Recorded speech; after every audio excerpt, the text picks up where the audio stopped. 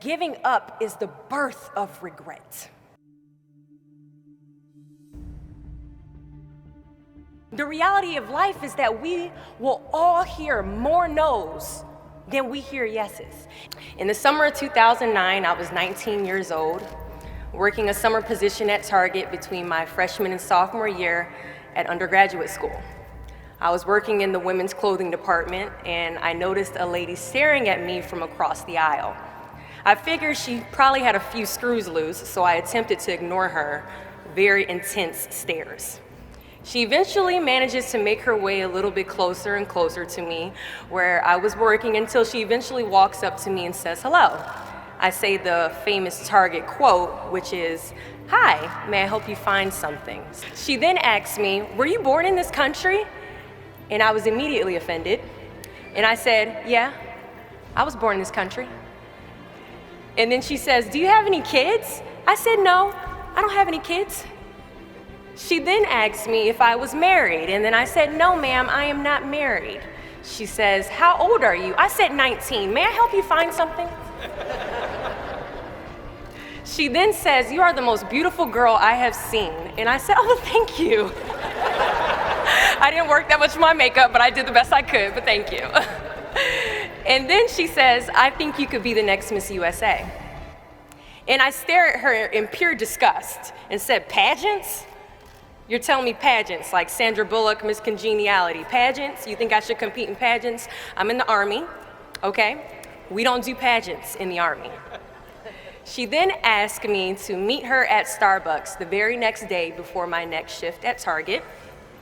And she just wanted to do a little bit of explaining when it comes to what pageants is. And apparently I was a pretty open-minded 19-year-old because I actually agreed to meet her the very next day.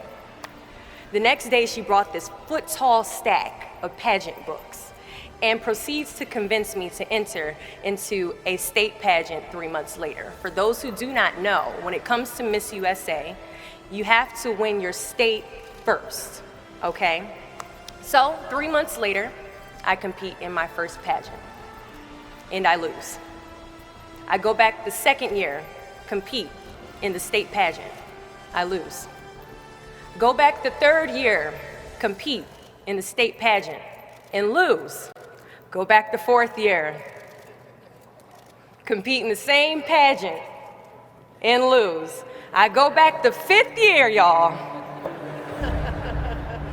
compete in the state pageant and lose. But guess what? I go back the sixth year, guess what happens?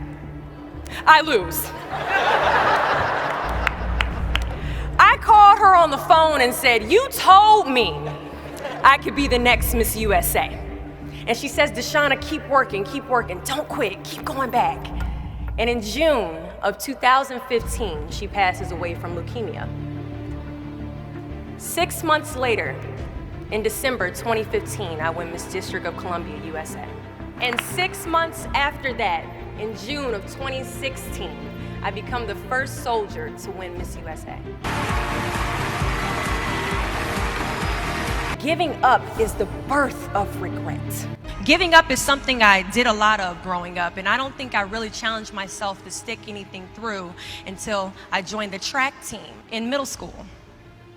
I remember having to ask my mom after tryouts and making it to the team for my very first pair of track shoes. Now at the time, she walks into our house and she has a bag that has a nice Nike check sign on it, so I get excited because I wasn't getting new shoes very often. I go to take the shoe box out the bag and I notice that it says a size 9 on it. Mind you, in the 7th grade I was a size 5. I open the box and I slide my feet into the shoe and I look at my mother and I said, "These shoes are too big." She says, "I know I did that on purpose."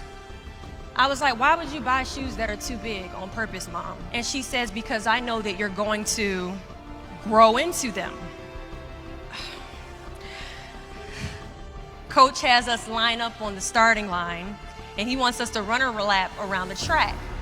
As we go to take off, I immediately fall to the ground, twist my ankle because the shoes are entirely too big. See, I couldn't run at the speed that I wanted to because I didn't fit the shoes I was wearing at the time.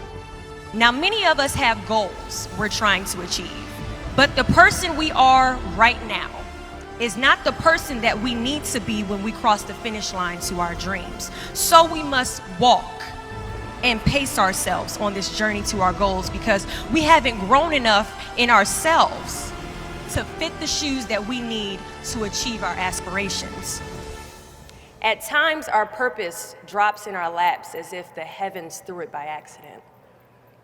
I ask only one thing of you all today after you leave this building. Do not fear failure, but please be terrified of regret. As giving up is the birth of regret. After you walk out this door, you will receive 100 doors shut, slammed in your face. You will have 100 moments that will be filled with someone telling you no, or telling you, thank you for your application, but we regret to inform you that we've chosen a different candidate for this job. You will sit in 100 different interviews and you will not get the job. The reality of life is that we will all hear more no's than we hear yeses. And we will fail a lot, and I mean a whole lot. But what I ask of you today is to not take no for an answer. Don't be afraid of no's. Be afraid of the possibility of a yes that you have prematurely destroyed because you decided to quit before the clock strikes 12.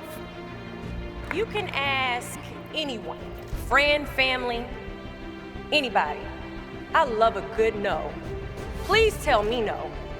Telling me no is like adding fuel to a fire that is now set ablaze because of your single no.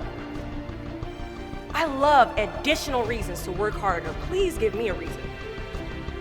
So today I challenge you to fight, to work, to not stop here, to believe so heavily in your aspirations that you too will not fear the word no, but instead you will choose to welcome it. Thank you.